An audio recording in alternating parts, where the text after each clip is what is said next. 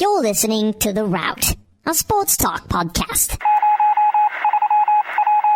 On Facebook.com/The Route 2 and on Twitter at @the_Route 2.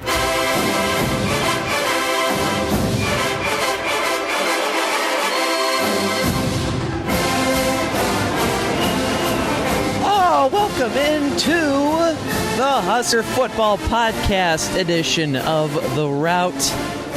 Glad to have you in, and my goodness, we haven't been able to play that music in I don't even know how long or when the last time Nebraska won we were on and we could play that music, but the Huskers, unbelievably, and I think stunningly, pulled off the victory, and what's even more stunning is that Devon Kleich is here to talk about the Huskers, and Brent is finally back as well. They both came back from the dead. Ironic. Actually, Devon wasn't dead. Brent was, and he came back from the dead. Mm-hmm. So, yeah. But glad to have you both back. Thanks. Especially you, Brent. I thought you were going to die. It's good to be back. There were times where it felt like it, Ryan, but... I did die, yeah, but I'm here now. Right, exactly. Yeah, pretty much. Simple as that. I'm sorry, Devon. You're waiting for a specific intro, so let's get to it. Wow, I feel good. It's time now to bring in the Nebraska insider of all Nebraska insiders. The insider known as Devon Kleich. Oh, I'm busting a move 24/7, guys. Pop, lock, and dropping. I don't need any light in my life. So how did it feel to see a Husker football win for the first time in a while there yesterday, Devon? Felt good to end my traveling streak of losing. Oh, yeah. It's terrible. No kidding. 1-4 in my career in traveling. 4 straight losses. Way to go, Devon. Changed up my daily routine. I had to in order to get that victory. It's all about the rituals. What'd you do? I actually normally wear my game day stuff to the stadium. We get there 9:30 in the morning, and I usually wear that stuff right away. But this time I decided I'm not going to change. I'm just going to go in sweats and my sweatshirt, and like everyone else does, and change there later. And look at that, we won by quite a bit. Who knew? I mean, Hell yeah. you bring khakis to Michigan, and all of a sudden you're in the top 15. You bring khakis to Nebraska, and you're 0-4 on the road. I know. I don't know. I mean, dang. those pants. It's man. nice to see a win, though. Oh, yeah. In such... I guess blowout fashion. 48-25. Yeah, it was dominant. It was. There wasn't even a question about it. And it wasn't even that close. No, it was one one of those games where the score doesn't really do justice. Minnesota had the lead 7-0 right out of the gate and you're in like, the here we first go. quarter, and then Nebraska scores again, and they score again, and they score again, and Minnesota then scores, then Nebraska scores, Nebraska scores, Nebraska scores, Nebraska scores, and then the rest is history right there. Right, yeah. Small little comeback by Minnesota made it 38-25, but then Nebraska gets a field goal, and the Josh Kalu pick 6, and the rest is history. Yeah. Just remarkable. Very dominant. Yeah, very dominant game. Nebraska overall with 464 total yards on offense. Minnesota 336. Very balanced attack by Nebraska. 203 on the ground, 261 in the air, and 2 penalties. Wow. Not 9, not 12. Right. 2 penalties. I remember thinking that to myself, too. We were in the middle of the game, and I don't even remember what the penalty was. It's holding on, I want to say, I can't even remember who it was. It was one of the offensive linemen, but it wasn't Alex Lewis. But, to make that very clear. We're sitting there. It was not Alex Lewis this time. We were sitting there, and I'm like, is that Nebraska's first I know. That was my reaction, too. Because I know Minnesota had a holding penalty earlier in the game, but I'm like, this can't be right. Nebraska had to have had a penalty before, but they didn't. It was their first penalty. Wow. And I think that's why the game went by so quickly. Oh, yeah. It was a very, very fast game. Yeah, it was very good. And both teams ran the ball, too, which helps, But, yeah, it was just a shocker to see Nebraska only come away with 2 penalties. Oh, just absolutely incredible. Literally just incredible to see that. Minnesota also, they had 6 penalties. Quite a few of those came towards the end of the game. But a very, very light penalty game, I guess, if you will, for lack of a better phrase. Very few penalties in this one. As far as individual stats go, offensively, Terrell Newby, boy, did he have a great game, fellas. 13 carries, 116 yards, 2 touchdowns, a 69-yard touchdown run. That put Nebraska on the board in the first quarter. That touchdown run, well, it started with Minnesota scoring. They pretty much passed all over Nebraska that first drive. Oh, yeah. And I'm like, this is going to be the same thing all over again. Nebraska's going to just they're going to let it go down their leg again. And it's just, I'm like, are you kidding me? And then Nebraska comes back, and I think it was the second play of the drive, and handed off, completely fooled the Minnesota defense, and Newby you could drive a truck through that hole that they opened up for him. Third play. Oh, yeah. Third play? Okay, third play.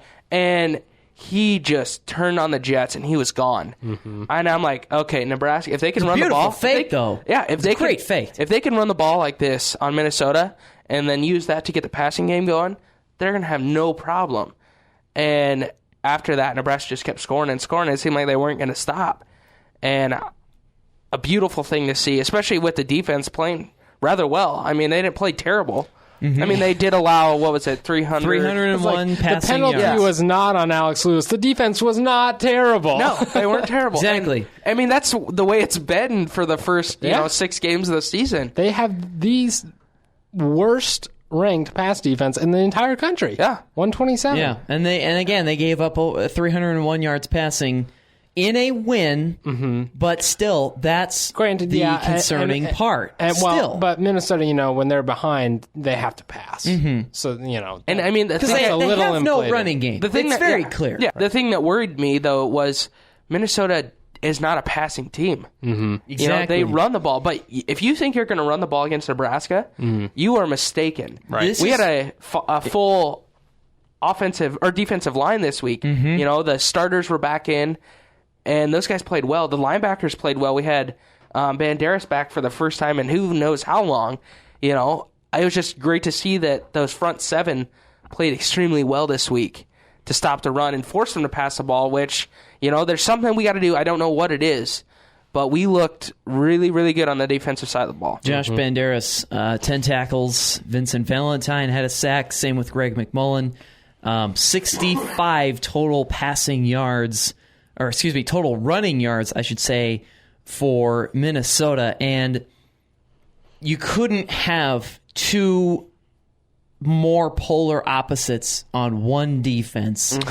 You can't find something like that anywhere else except here right now this year at Nebraska. Exactly right, literally, because the pass defense is the worst in the country and the run defense is 8th. I was just about ready to say it's a top 10 running defense in Nebraska. They have the best run defense in the country, and they do have the worst pass defense. And I don't know who. It's incredible. I don't know. I can't think of a defense in probably the last 20 years I can say that they've had a defense that's been that polar opposite. Exactly. Because if you're good at one thing, you're at least pretty decent at the other. Every single basis is covered well on defense. And in Nebraska's case, all you have to do is pass against the Huskers, and you're going to more than likely win, except in this case for Minnesota, Nebraska just decided to turn things up offensively, and they were able to break through a Minnesota defense that's actually pretty darn good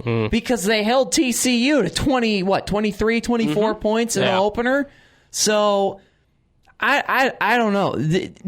I think the thing for me is that this was kind of a shocking win in the fact that Nebraska put up 48 points, and B, they did it in such a way that it was like, whoa, I was not expecting that big of a win. You would think it would be a close win or another heartbreaking loss, or Minnesota would kind of run the table.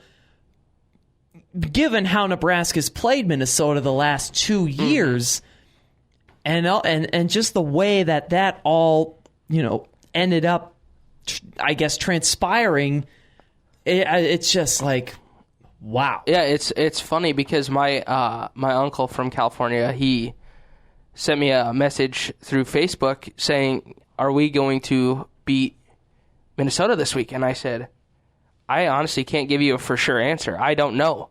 I don't know who's going to show up to play. I don't know if the offense is going to be back on track. I don't know." And he sent me something that I thought was kind of interesting. He sent me a message back saying, "Is it kind of sad that the state of Nebraska football is the way they are right now? Is it weird that saying beating Minnesota is an upset?" Mm-hmm. And I don't know if you can consider it kind of an upset, but the way they played us the last 2 years and the way Nebraska football is now, worse than they've been in the last 2 years. It felt like it. It kind of felt like it. And, I mean, it was good to see Nebraska just manhandle Minnesota. Oh, yeah. But it's just weird that we're in this state right now, and Nebraska's going to have to fight their way out of it. And I think they will. I don't think it's going to be like this for much longer, especially after next year. You let a group of guys that Mike Riley's recruited get in, Nebraska will be okay. It's just... You got to get through this first year, which I guess the transition and the learning curve is a lot higher than a lot of us thought. And I think we all thought that it wasn't going to be this bad because look at how much talent was already in place. And that's still showing, especially in that front seven. Those linebackers, the defensive line, it's all just amazing. And that's, I think, the only area where they didn't have as high of a learning curve to go through and as high of standards were set. They probably set their own high standards, but we as Nebraska fans and the media expected that Nebraska defensive line, and maybe even, I don't even know about the front seven. I think there was a lot of questions with that front seven. So let's just go with the defensive line. We expected them to play at a level that would be top 10 worthy in the country. And they have lived up to that. It's the addition of the linebackers helping that cause that has really impressed me, and I think has given those in the media and Nebraska fans, I guess, the only bit of positivity and encouragement going forward because of how good they really are. So they're living up to the expectations, but everything else is kind of like, we expected better. Pretty rough. Because of how much talent was coming back. Right. But, people were saying that transition year, I guess. Daniel Davey could play in the NFL. Coming into this season, right now. Yeah. So he was out, actually. It's not even playing. So and I thought Nate Gary was going to be probably like one of the top defensive players in all of the Big Ten. And I think with him, though, in a sense, he... as a secondary, I mean, it's a group effort back there. If you have one of your four guys in the backfield not playing how they're supposed to, not doing their job, it makes all the other ones look bad. Well, look at the Seattle Seahawks. They have to make up for... Right. The perfect example of what you're talking about is the Seattle Seahawks. They have to make up for your mistakes or you not doing your job, and then in turn it makes them look bad because they might leave the guy that they're supposed to be covering wide open or something like that. Right. But Nick Gary, I still think he's one of the best safeties I'm guys. not saying he's bad, and he's shown flashes of how amazing he can be and stuff. And he had a pick in this game, and the difference I saw it was weird. He kind of showed the full spectrum in Minnesota because there was one play where he almost shied away from contact at one point, where typically and he had a teammate who was going to make the primary tackle. He was going to be the first guy to hit him anyway. But normally you see Nate Gary run in there, try to rip the ball out, or if not, just bulldoze the guy to the ground, and he backed off. And I was like, wow, Nate Gary. And then, he dropped that one interception, which granted, it wasn't like the easiest catch, but, still, he dropped, and I was like, oh, Nate Gary. And then the next play or 2 plays later he got the interception. So I think we saw the full spectrum, and I think he's a great player. But it was just like, man, I really expected him to like take a step forward. Same with DeMornay Pearson-Hill. Of course, he's been injured, so we don't really know. Although we saw and he looked a lot better yesterday. He looked really close to the DeMornay Pearson-Hill that we saw from last season. You're talking about DeMornay in his first punt return that he had against Illinois. Right, come back from his injury. We're like, oh goodness, like is there something in his head? Exactly. That, he's just is he going to be able to return punts anymore? And he comes back, and I think this was his first punt return since he had that one at Illinois. Right. And yeah, it is. I was like, oh my God, if he continues to do this, just about took it to the house. It's the same old DeMornay. And then not only that, he is playing some good football as a wide receiver. Right. That's amazing the biggest thing, catch that he had for that touchdown yesterday. He and Westerkamp both with 2 unbelievable catches. Alonzo Moore had some good ones too. Yes. Those 3. I said that to Ryan last night. I'm like, the entire wide receiver crew, they played really good. You had Brandon Riley. He stepped in. He made a couple catches. Westerkamp, he played lights out. DeMornay played extremely well. Alonzo Moore has come on the scene in the last couple of games. He had a game extremely well.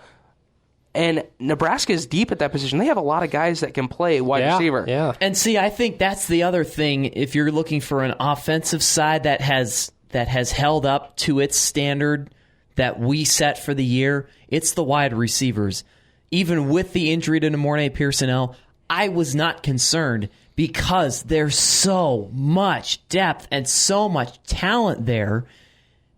It just didn't scare me that much when DeMornay Pearson-Hill got hurt. It's like, no worries. There's a whole bunch of other great wide receivers that are there. Don't worry about it. When Pearson-Hill comes back, everything will be fine. It'll be even better. So I feel like that's the other area where Nebraska has had a certain group live up to the standards that we set, and then, of course, there's other areas where we thought it would be good, and it just hasn't been that way. But you never know. This might be the turning point, maybe where now Nebraska will stop having these heartbreak games, and they have to take on a Northwestern team that's kind of been kicked in the teeth. They had such an amazing start. They defeated a tight top 20 team in Stanford, and now they lost to Michigan. They got shut out by Michigan. Then they got kicked in the face by Iowa, and now they're coming to Nebraska, who finally picked up its first Big Ten win of the season against Minnesota on the road with some momentum at Memorial Stadium, and in some ways back to the scene of the crime from 2 years ago with the Hail Mary. So I don't know. I think it's too soon for you to say those words. Really? It's too soon. Too soon? Because that happened to us earlier in the year, and you can't just go rattling off those Hail Mary words whenever you want. Oh, yeah. Because it hurts still. Yeah. It hurts. Yeah, there's more than one crime was committed. That's true. Exact spot. Yeah. So then it really is truly back to the scene of the crime. Yeah. With Nebraska giving and having it taken away. Just to finish off these numbers from yesterday's game, Mitch Leidner, 20 for 40 with 2 interceptions, 300 yards, and a touchdown. He was sacked twice. We mentioned Jordan Westerkamp and Alonzo Moore. Great games by them yesterday. Westerkamp, 6 catches, 76 yards. Moore with a touchdown, 4 catches, and 84 yards. We mentioned some of the defensive numbers as well. Jonathan Rose, Byerson Cockrell, both with 8 tackles. Additionally, 2 interceptions thrown, taken by Josh Kalu and Nate Gary. Just a very fundamentally sound football game. No turnovers either. So 2 penalties, no turnovers. This was the game that we were expecting Nebraska to play 2 weeks ago, a week ago, against Illinois, against Wisconsin. Before that, against Miami. The games that we expected Nebraska to win, and now finally Nebraska played the way that we as fans and media think that they should. Yeah. But now the question is, going forward, can they do that same thing against Northwestern here at 11 a.m. this Saturday? And the thing about that this last game, not only was it a confidence booster for the team, it's a bit of a confidence booster for the fans. I would hope so, yeah. Because if you are not happy after that win, you'll never be happy. Let me tell you, because Nebraska fans, we're so passionate about football as it is. To see Nebraska start off a season 2-4, that's something a lot of it. I don't know if I've ever seen it in my life. It hasn't happened since the 50s. Yeah, exactly. And You got to be old to remember that. Yeah, exactly, yeah. not old, experienced. No, you got to be old. But it's You have just to have lived a long time on this earth. yeah. I mean, think about it, to really remember that last time. Because when you start actually knowing about football, and you're, that's like our grandparents. if you're young, like Yeah. 12, really about 15, so you'd have to be born in like 35, which would make you 80. That's grandparents, great grandparents. Exactly. Remember that. That's basically what it is. Yeah. So, but to your point, I want to think that the page has been turned now for Nebraska, but you think about they're coming home to the place where they've had two unbelievable heartbreaks. A comeback against BYU, a comeback against Wisconsin, and then a Hail Mary and a 40-plus yard field goal is what hands them 2 losses at home. And it's just like, I don't know. It's and given the fact it's Northwestern, because prior to last year when Nebraska just blew Northwestern out of the water in Evanston, all 3 games were decided by 3 points or less. The upset here the first time, the field goal that made it the missed field goal by Northwestern with 18 seconds left, that gave Nebraska the win, and then the Hail Mary the following year, and then of course last year was just strange because Nebraska just rolled in there down at half, and all of a sudden they shut out Northwestern in the second half and just roll away with it. Now it's like, okay, we've gotten all aspects of this covered except a Northwestern blowout of Nebraska, which Nebraska hasn't been blown out this year. No. They came back against Miami, so they wiped away that, but it's just, I don't know what to expect on Saturday. Northwestern, again, starting off so well, now they're 1-2, 5-2 overall. It's just, I don't know what to expect. For me, that's typical Northwestern. That's do well. true. They do well at the beginning of the season, and then they find a way to blow it. Yeah. Now, And- I think the reason for that this year is because the first maybe 3 or 4 games, their opponents, some of them were not as good, but the fact of the matter is there wasn't a lot of tape on their starting quarterback. We knew about Northwestern's defense. We knew it would be good, but there wasn't a lot of tape on their quarterback. He was a freshman kid. No one knew Exactly. anything about it. And now you're coming into the second Big Ten game against Michigan and the third Big Ten game against Iowa. Who are not bad teams. Those are good Exactly. teams. Very, very dangerous teams in the Big Ten. Very good teams. They've got tape now. They know where this quarterback's strengths and weaknesses are for Northwestern. I have to imagine how they figured it out and how they shut out Northwestern in the Big House and how they really knocked Northwestern down at home, Iowa did. And I think for Nebraska, it comes down to one thing you haven't done all year is be able to put pressure on the quarterback. Can you do that this week? And well, they frustrate- have, but it hasn't been consistent. Yeah, it hasn't been It's consistent. here and there, probably only a fourth of the time, but would you say? can you? Yeah, I'd say that. But can you be mindful enough to know that this kid's a freshman quarterback? He hasn't had a lot of playing experience. Can you frustrate him by making him move around in that pocket and get after him? And now, here's the thing, though. He has played in front of 110,000 fans. Now that experience is under his belt. So 90,000, that's just as intimidating, but I don't know if that will be as much because he already has an idea of a hostile environment, of such a loud hostile environment. But Nebraska is a different place. I think Nebraska, there's such a loud group of fans at Memorial Stadium.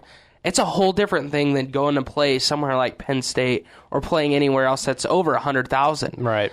Like Michigan. Yeah, like Michigan. Well, maybe Michigan, but yeah. But Still. it's a whole different thing. I think Nebraska, you come to Nebraska, and you can't compare that 110,000 to the 90,000 that show up in Lincoln every weekend. So I think it's going to be something completely different for them, because 90,000 fans there sounds a lot more than a 90,000 fans, especially when they're getting excited. Like when we played Wisconsin, we ended up scoring that touchdown on the Janovich run. Yes. And that place exploded. Yeah. And that sounded way louder than 90,000. If that gets going, it's going to be completely different for him. That's true. Yeah. I would certainly think that it always does. Home crowd always plays a factor, except for Michigan State and Michigan last night, which I still haven't been able to figure out how in the world that happened. But Nebraska, Northwestern. This Saturday now, Husker Countdown pregame show returns to Memorial Stadium. Oh, yeah. It's going to be an early morning. Another early rising for Brent Bonfleur. Oh, yeah. He loves those. Yep, sure do. And you can hear Brent Bonfleur and the KRNU sports staff this Saturday morning live from Memorial Stadium with the Husker Countdown pregame show beginning at 9:50 a.m. sharp. Don't miss it. It's on the University of Nebraska-Lincoln's student radio station, 90.3 KRNU, and on the web, krnu.unl.edu. Brent, I know you are very excited for another 11 a.m. game. Yeah, well, they're a lot of fun, and typically you get breakfast pizza. Which the jury is still out about that. The jury may be out on the taste, but the jury has ruled that there is no mayonnaise on breakfast pizza. No, it's definitely mayonnaise or cream cheese or something. Yes, it's cheese. It is some kind of cheese. It is cheese with cream cheese. Okay. There's two types of... Is that the same thing as mayonnaise? There's two types. It tastes the same. No, I don't think it doesn't taste good. Thank you. Now, just my thought on this whole Minnesota game, though, was, and it's not, I don't know how to quantify it into words, but just to say, I guess the best way I can say it is like, this is a taste of what can happen with Mike Riley as the coach. This can happen every game. You have to give it a while. It may not happen this year, may not happen next year. It may take like 3 years. I don't know how long it's going to take for him to get his system in place. But to compare him to Jim Harbaugh and Michigan and McElwain at Florida, and why don't we win right now? It's just not the same. But this kind of performance is what you can expect. And look, people are like, well, Sean Eichhorst is an idiot. Why would you bring in this guy when you could have had? Well, I don't know who they could have had really. Ed Orgeron, Justin Fuente, Ed Orgeron. Memphis. Oh boy, what has he proven? Ed Orgeron. Anyway, I'll say Justin Fuente at Memphis. Look. Especially after yesterday, but anyways. Yeah, anyways. Look, Mike Riley is very well respected for his abilities among the people who actually know what they're talking about. Exactly. Not fans talking about other coaches, former players, athletic directors and executives. They know what Mike Riley is about, what he can do, and what he can do is 48-28 or whatever the score was yesterday. And I promise that it will get better. If he has the right amount of time, it will get better. It may not be that game every game, but it can be. It's funny that you said that too, because people that do know Mike Riley do know that he does a good job. He does this so far. I think this is they have one of the best recruiting classes coming up. And if you look at it, everyone knows who Keyshawn Johnson is. He said someone interviewed him, and his son is looking at coming to Nebraska. And a bunch of friends that play with him in Calabasas, California.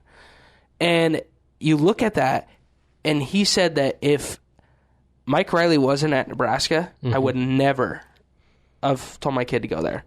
Because Mike Riley, when Keyshawn was in school at USC. Mike Riley was the offensive coordinator there. Right. And he goes, I love Mike Riley. Mm-hmm. And he goes, now that he's at Nebraska, I am pushing for my kid to go there. Right. Because he can do things. And that's a big thing to have not only Keyshawn Johnson on your side, but to have Mike Riley be able to recruit that well, to be that good of a coach. Yeah. He's well respected by everyone. And that's the difference. And that helps. Yeah. And it's going to take time. It's just the way it is. But to be able to get kids like that, that's going to be big for Nebraska because we haven't had that in a long time. Yeah, and respect cannot be bought. It is earned, and it takes a long time to earn it. If you think of... Especially around here. Yeah. Charlie Strong at Texas is a good example. Texas is tanking this year, and that's because he came in and he instituted his way of doing things, and that turned a lot of people off, and some people even left, and people are like, oh, why would you change things? We were winning before, because he wants his players to respect him, and once they do, and once he gets that group that he wants and they respect him, I guarantee Texas will turn around too. You know what this all sounds like to me? The Chicago Cubs. Oh my gosh. But think about it. Cubs I don't know anything about baseball, so I can't think about it. And 2011, Cubs are just an embarrassment at this point. Theo Epstein... Who's in the NLCS right now, Devon? And who is not? The Cubs are, the Yankees well, first are of all, not. The Yankees couldn't be in the ALCS because they are not in the NLCS. They're not in the National League. They're in the AL. So yeah, good explanation there.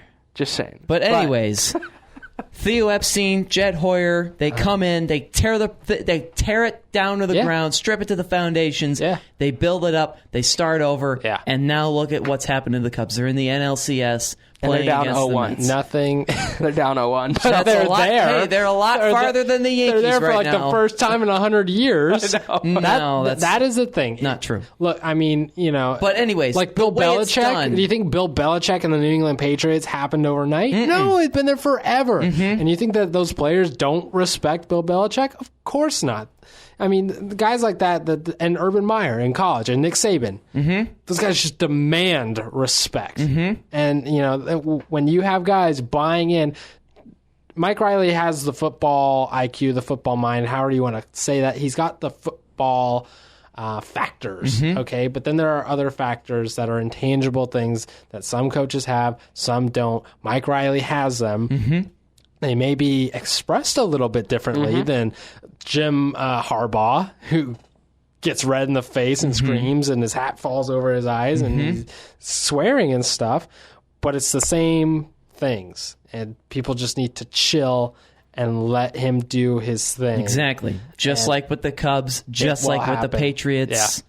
Yeah. Just like anywhere where the foundation... where they strip it down to the foundation and rebuild and start over and implement stuff. People look at Riley's press conferences after these losses and stuff, and they go, "Why isn't he?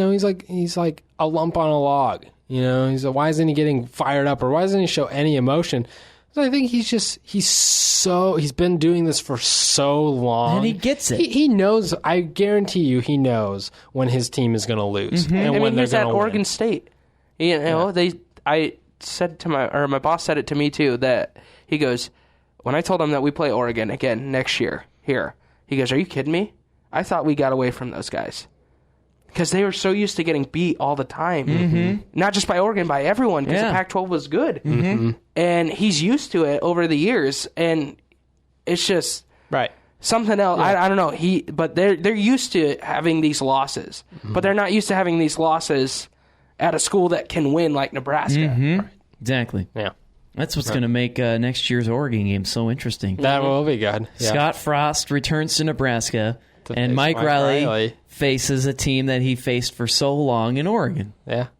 It's going to be good. Yeah. And then the year after that, Mike Riley goes back to the state of Oregon to go back to Eugene to take on the Ducks. Yeah. That's great. I bet you Nebraska wins that one. They might win both of them. They might win both of them. The way Oregon's going right now. I think they'll win the third one in Oregon. Yeah, I think so too.